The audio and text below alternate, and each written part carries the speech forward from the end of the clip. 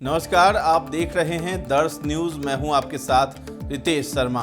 5 राज्यों में चुनाव होने के बाद 4 के नतीजे लगभग साफ हो चुके हैं। 4 राज्यों में से 3 में कांग्रेस को हार का मुंह देखना पड़ रहा है। 2024 के आम चुनाव से पहले भारतीय जनता पार्टी के लिए ये जीत बड़े मायने रखती है। इस परिणाम को खासकर भारत की हिंदी बेल्ट का मूड कहा जा सकता है।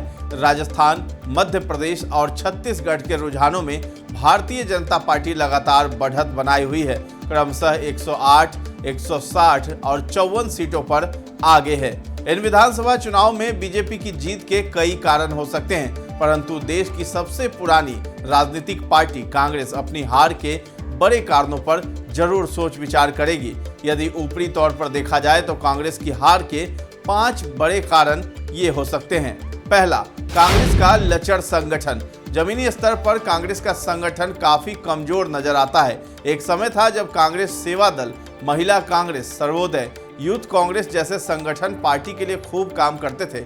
उनका संपर्क सीधा लोगों से था और सरकार की नीतियों और योजनाओं को आम लोगों तक पहुंचाना सरल हो जाता था। परंतु पिछले काफी समय से ये सभी संगठन सुस्त नजर आते हैं। राज्य में सरकार होने के बावजूद वोटरों तक बात न पहुंच पाना यही बताता है। दूसरा, नेतृत्व में विश्वास की कमी। सबसे बड़े कारणों में एक ये भी है कि कांग्रेस का नेतृत्व कमजोर दिखने लगा है। हालांकि भारत जोड़ो यात्रा से राहुल गांधी को एक मास लीडर यानी जन नेता के तौर पर स्थापित करने की कोशिश की गई। वो यात्रा जहां जहां से गुजरी वहां लोग जुड़ते भी दिखे, मगर जब तक भीड़ वोटों में तब्दील न हो तब तक किसी भी नेता का जन नेता बन पाना मुश्किल होता है। कांग्रेस के भीतरी संगठनों में ही अपने नेतृत्व के प्रति विश्वास की कमी नजर आती है, जिसका लाभ सीधे तौर पर भाजपा को मिला है।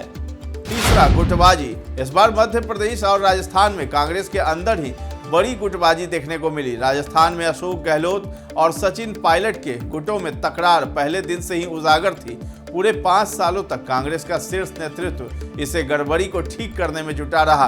मध्य प्रदेश में ज्योतिरादित्य सिंधिया के भाजपा में जाने के बाद कई छोटे नेताओं ने भी बीजेपी का दामन थाम लिया। तब से वो खाली जगह भरी नहीं गई है। चौथा, कमजोर कम्युनिकेशन।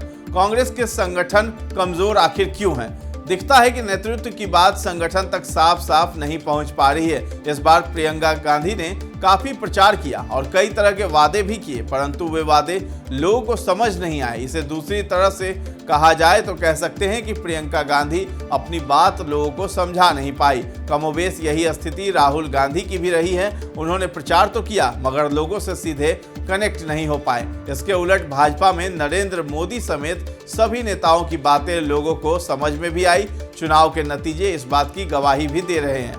पांचवा, उल्टे पड़ते बयान। कांग्रेस के नेताओं ने प्रधानमंत्री नरेंद्र मोदी को टारगेट करने की विफल कोशिश की।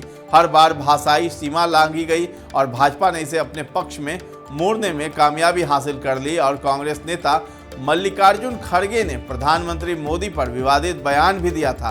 कांग्रेस अध्यक्ष ने कहा था, मोदी जी झूठों के सरदार बन गए हैं। प्रधानमंत्री मोदी को लेकर इस तरह की बयानबाजी होने से हर बार भाजपा को ही लाभ पहुंचता रहा है।